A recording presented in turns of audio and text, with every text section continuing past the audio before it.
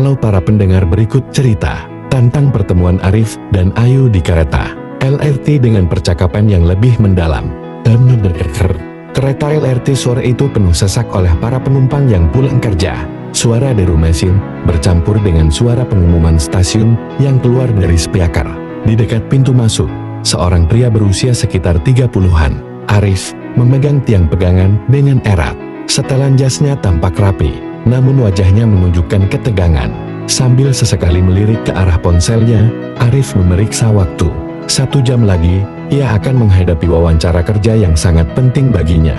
Di sudut lain, seorang wanita muda duduk dengan santai di kursi penumpang, asyik membaca buku berjudul The Art of Resilience. Wanita itu, Ayu, memiliki raut wajah yang tenang, dengan rambut hitam yang diikat rapi ke belakang.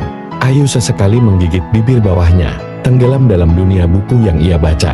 Saat kereta tiba-tiba mengerem mendadak, penumpang di sekitar terguncang. Arif kehilangan keseimbangan dan terjatuh ke depan, nyaris menabrak Ayu. "Ayu, awas!" Dengan sigap, Ayu menangkap tangan Arif, menahannya agar tidak terjatuh sepenuhnya. Arif terengah, "Astaga, maaf, Mbak, saya nggak sengaja." Ayu tersenyum sambil melepaskan pegangannya. "Nggak apa-apa, memang rem kereta kadang-kadang mendadak begitu, untung nggak jatuh beneran." Arif, "Iya, kalau bukan karena Mbak, saya pasti sudah jadi tontonan satu gerbong." Mereka berdua tertawa kecil. Arif berdiri tegak, merapikan jasnya yang sempat berantakan. Kereta mulai bergerak kembali, meski kali ini dengan kecepatan lebih lambat. Ada keheningan sejenak di antara mereka. Arif, yang masih berdiri di dekat Ayu, menyadari buku yang sedang dibaca oleh wanita itu. "Arif, bacaannya kelihatan serius, Mbak. Tentang apa, kalau boleh tahu?" Ayu menunjukkan sampul bukunya, The Art of Resilience. Buku ini membahas bagaimana cara manusia mengatasi tekanan dan cobaan hidup. Arif menarik napas panjang. "Pas sekali, saya butuh itu sekarang." Ayu tertawa. "Kenapa? Lagi banyak tekanan?" "Arif, bisa dibilang begitu. Saya lagi cari kerja, Mbak. Hari ini ada wawancara, dan ini satu-satunya kesempatan besar yang saya dapat dalam beberapa bulan terakhir." Ayu menutup bukunya, menaruh perhatian penuh pada Arif. "Ayu, wawancara ya? Pasti tegang dong. Tapi percaya deh, kamu bisa." Arif tersenyum tipis. "Terima kasih, Mbak. Maaf, saya belum tahu nama NBAK. Ayu." "Oh iya, saya Ayu." "Arif, Ayu, nama yang bagus. Saya Arif." "Ayu, senang bertemu, Arif." Kereta berhenti lagi di stasiun berikutnya. Beberapa penumpang turun, memberikan ruang yang lebih luas. Arif dan Ayu kini berdiri lebih nyaman. Sembari melirik ponselnya, Arif terlihat berpikir sejenak. "Arif, ngomong-ngomong, Mbak Ayu, kenapa baca buku soal ketahanan seperti itu? Pasti ada alasannya kan?" Ayu tersenyum, seolah mengingat sesuatu yang jauh. "Ayu, iya, ada. Saya juga pernah melewati masa-masa sulit. Beberapa tahun lalu, saya kehilangan pekerjaan dan harus memulai semuanya dari nol. Rasanya seperti dunia runtuh.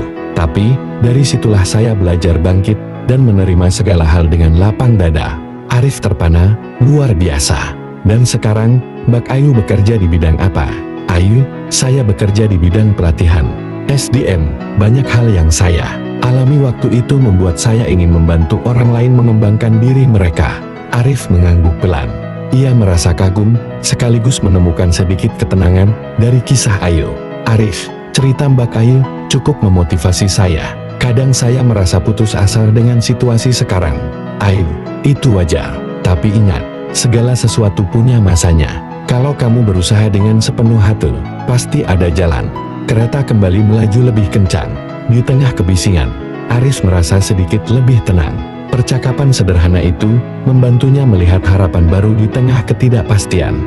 Ayu menatap keluar jendela, lalu melirik jam tangannya.